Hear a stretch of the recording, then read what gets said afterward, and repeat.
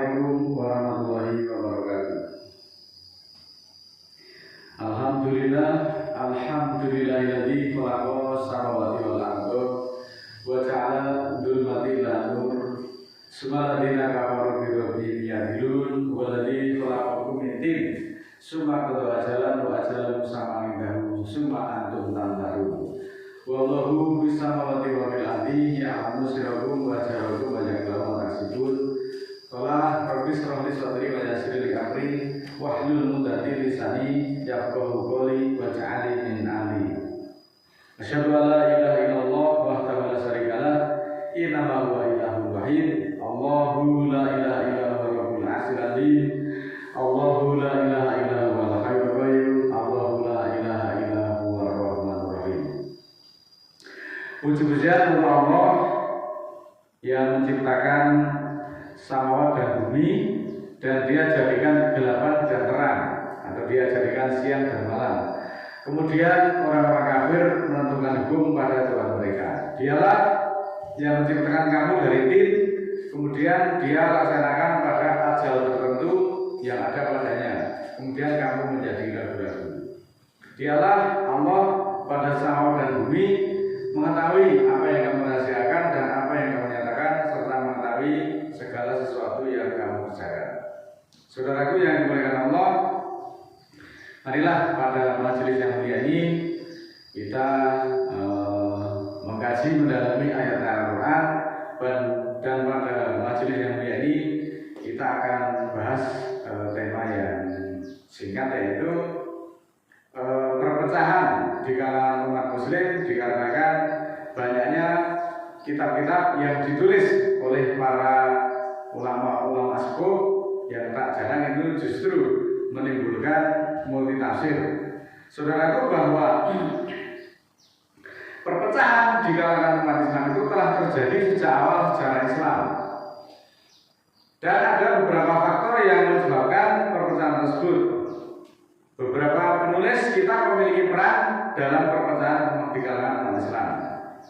Sebagaimana kita tahu bahwa banyaknya kitab-kitab di dalam Islam memang dapat menyebabkan perpecahan di kalangan umat muslim jika tidak dipahami dan diimplementasikan dengan benar.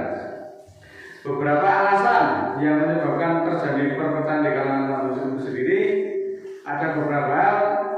Yang pertama adalah perbedaan interpretasi ataupun penafsiran. Bahwa kitab-kitab dalam Islam dapat memiliki interpretasi yang berbeda-beda tergantung dari mazhab, pendekatan, dan latar belakang penulis. Perbedaan interpretasi ini dapat menyebabkan perpecahan di kalangan muslim. Kemudian yang kedua, perbedaan pendekatan. Kitab-kitab dalam Islam dapat memiliki pendekatan yang berbeda-beda, seperti pendekatan secara fikih, tasawuf, ataupun akidah. Perbedaan pendekatan ini dapat juga menyebabkan perpecahan di kalangan umat muslim. Kemudian yang ketiga adalah perbedaan mazhab. Islam sebagaimana kita tahu memiliki beberapa mazhab, seperti mazhab Hanafi, mazhab Maliki, mazhab Syafi'i ini yang banyak dianut oleh orang-orang Indonesia, dan mazhab Hambali. Mazhab Hambali ini banyak dipakai di kalangan orang-orang Mekah dan sekitarnya. Perbedaan mazhab ini dapat menyebabkan perpecahan di kalangan muslim. Tidak hanya di Timur Tengah, tetapi sudah menjalar hampir di seluruh penjuru bumi, termasuk di wilayah kita. Oleh karena itu, saudaraku, marilah kita cermati petunjuk-petunjuk Allah yang ada di dalam Al-Quran, menyikapi perpecahan-perpecahan akibat banyaknya kitab yang ada di kalangan muslim. Allah berfirman dalam surat kedua, surat Al-Baqarah ayat 79, A'udzubillahi minasyaitonir rajim, bismillahirrahmanirrahim. Selengkapnya sebagai berikut. Fawailul lil ladzina yaktubuna kitaba bi aydihim summa yaquluna hada min indillahi liyastaru bihi samanan qalila. Fawailul lahum mimma katabat aydihim wa wailul lahum mimma yaksibun.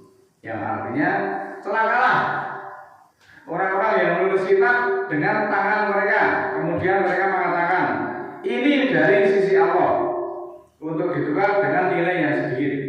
Celakalah apa yang mereka tulis dengan tangan mereka, dan kecelakaan tentang apa-apa yang mereka kerjakan. Nah, melalui ayat ini saudara, Allah mengkritik dan mengancam orang-orang yang menulis kitab dengan tujuan untuk memperoleh keuntungan pribadi seperti halnya popularitas, kemudian pengaruh, serta uang. Mereka mengatakan bahwa kitab tersebut dari Allah, ini dari Allah, ini dari Rasul, ini dari Nabi. Padahal sebenarnya mereka sendirilah yang menulisnya dan kita tidak tahu. Ayat ini juga mengingatkan kita tentang pentingnya kejujuran dan integritas di dalam menulis dan menyebarkan ilmu pengetahuan. Menulis kitab dengan tujuan untuk memperoleh keuntungan pribadi adalah perbuatan yang tidak etis dan dapat menyebabkan kerugian bagi orang lain. Hal ini juga diungkapkan di dalam hadis yang diriwayatkan oleh Abu Daud. Barang siapa, ini perhatikan para pembaca hadis, barang siapa menulis kitab dengan tujuan untuk mencari keuntungan pribadi, maka Allah akan memasukkannya ke dalam neraka. Hadis riwayat Abu Daud. Bagi para pencinta hadis, mestinya dengan hadis ini kalian berpikir ulang dengan ancaman Allah tersebut. Kalau kita cermati apa sebenarnya motivasi dari orang yang menulis kitab itu, salah satunya adalah mencari popularitas, mencari pengaruh, biar dianggap sebagai ulama khos, ulama sepuh, orang-orang yang berilmu, kemudian disebut syekh dan sebagainya. Padahal manusia itu tidaklah diberi ilmu kecuali sedikit. Kita itu diberi ilmu sedikit saja, justru kemudian seseorang untuk kembali, kemudian untuk menandingi kekuasaan Allah. Pantaskah demikian? Nah, beberapa syekh ataupun ulama-ulama sepuh yang terkenal karena menulis kitab-kitab yang sangat berpengaruh dalam Islam adalah kitab-kitab yang terkenal itu salah satunya adalah Ihya Ulum Al-Din. Kitab ini dikarang oleh Imam Al-Ghazali. Kemudian Al-Qanun fil Al-Tib ditulis oleh Imam Ibnu Sina. Imam Ibnu Sina itu sebenarnya cendekiawan Muslim yang banyak sekali penelitian-penelitiannya dibagi di kalangan Timur Tengah sampai dengan Eropa, bahkan juga sampai dengan Asia, termasuk di negara kita. Kemudian tafsir Al-Quran, kitab ini ditulis oleh Imam Ibnu Rushd. Kemudian yang keempat, tafsir Al-Tabari ditulis oleh Imam Tabari. Sahih Al-Bukhari dikarang oleh Imam Al-Bukhari. Sahih Muslim ditulis oleh Imam Muslim. Kemudian ada lagi kitab Riyadhus Shalihin ditulis dan dikarang oleh Imam Nawawi.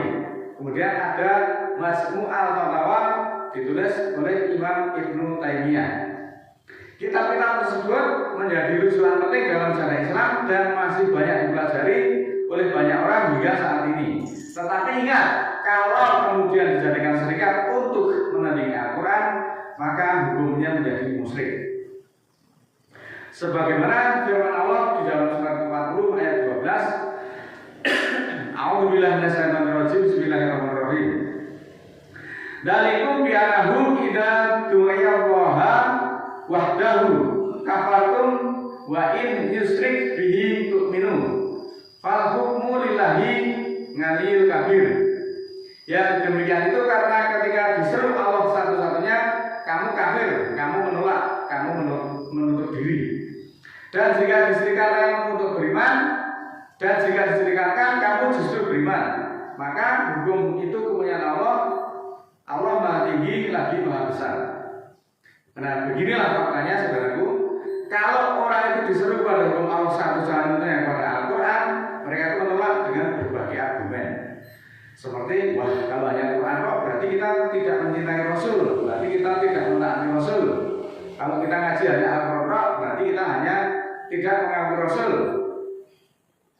Ini alasan-alasan yang disampaikan oleh orang-orang yang disebut orang-orang kafir. Tetapi justru ketika Al-Quran kemudian dicampur dengan kitab-kitab yang dibuat oleh manusia, itulah yang mereka kehendaki. Mereka justru kemudian berduyun-duyun mendukung, berduyun-duyun beriman.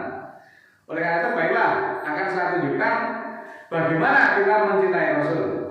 Di dalam surat ke-21 Al-Anbiya 45, A'udzubillahi minasyaitonirrajim, bismillahirrahmanirrahim. Qul inama unzirukum bil wahyi wa la yasma'u summu du'a idza ma yudalun.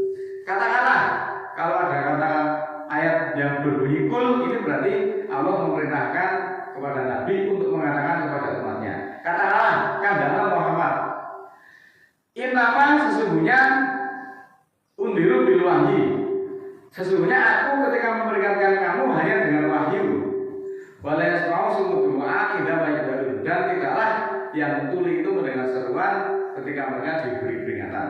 Saudaraku, Muhammad itu ketika berkhutbah yang disampaikan atau yang dibaca hanya wahyu. Wahyulah yang disampaikan, tidak ditambahi, tidak pula dikurangi. Karena memang tugas Rasul itu hanya menyampaikan sebagaimana dalam surat kelima ayat 99, ma'al rasulu ilal balal wallahu ya'lamu ma tubduna wa ma taktumun. Tidaklah seorang rasul itu kecuali hanyalah menyampaikan, dan Allah mengetahui siapa yang kamu nyatakan dan apa yang kamu sembunyikan. Selengkapnya tentang bagaimana kalau kita ingin mencintai Rasul dan kita akan mengikuti Rasul, Allah memberikan keterangan dalam Al-Quran surat ke-53 ayat 3 dan 4. Wa ma yantiqu 'anil hawa in huwa illa wahyun yuha. Dan tidaklah Muhammad itu yang diucapkan Al-Quran itu menurut kemauan hawa nafsunya sendiri. In huwa illa wahyun yuha. Ucapan Muhammad itu tidak lain hanyalah wahyu. Kemudian dalam surat ke-69, 44, 45, 46 ini justru lebih ditegaskan lagi. Kalau Muhammad itu ucapannya hanya wahyu, atau kalau Muhammad itu berani menyampaikan yang bukan wahyu, ancamannya luar biasa. Yaitu wala taqawala alaina ba'dul aqwil. Seandainya dia Muhammad mengadakan perkataan atas nama kami selain Al-Qur'an, la akhadna minhu bil yamin. Niscaya benar-benar kami pegang dia pada tangan kanannya atau tangan kirinya. Sumala qatana min hulatin, kemudian benar-benar kami potong urat tali jantungnya. Saudaraku, bahwa semua fakta-fakta yang saya sampaikan ini saya ambil dari Al-Quran, bahwa Muhammad itu sebagai Nabi ketika berkhutbah yang disampaikan itu hanya wahyu, tidak lain dan tidak bukan, hanyalah wahyu. Muhammad juga tidak pernah membuat hukum sendiri atau menentukan hukum sendiri. Sebagai Nabi mutlak yang diucapkan kepada umatnya itu hanya wahyu dan tidak pernah menyampaikan yang selain wahyu. Andai kata Muhammad itu selain wahyu itu berani menyampaikan atas Allah, maka Allah akan memarahinya. Jika kemudian nekat, sudah diberi peringatan untuk nekat, maka akan diputus tali jantungnya, artinya akan dibunuh oleh Allah. Lah, kok faktanya sekarang kita itu bukan Nabi, bukan pola Rasul, sedikit-sedikit pola Rasul, sedikit-sedikit pola Rasul. Rasul bersabda. Lalu apa dasarnya? Bahwa perkataan Muhammad itu tidak lain hanyalah wahyu. Innahu laqaulun rasulun karim. 69-40, bahwa dia Al-Quran adalah perkataan Rasul yang mulia. Innahu laqaulun rasulun karim. 81-12, bahwa dia adalah perkataan Rasul yang mulia. Oleh karena itu, saudaraku, marilah kita kembali hukum Allah satu-satunya. Hukum Allah yaitu pencipta samawat dan bumi. Islam ini milik Allah dan sudah sempurna. Maka adalah kita sebagai umatnya, tugas kita itu hanya menjalankan perintah Allah. Tidak usah kemudian kita ngewangi ngatur hukumnya Allah. Karena memang hukum Allah itu menentukan hukum mutlak hanyalah Allah. Ini hukum Allah. Jadi kita tidak usah keminter, kita tidak usah ikut cawe-cawe, melu ngatur agamanya Allah. Kalau benar Muhammad itu berani menulis kitab selain Al-Quran, misalnya dia belum selesai menjadi Nabi itu sudah dibunuh oleh Allah, sebagaimana Al-Haqqah 46 tadi.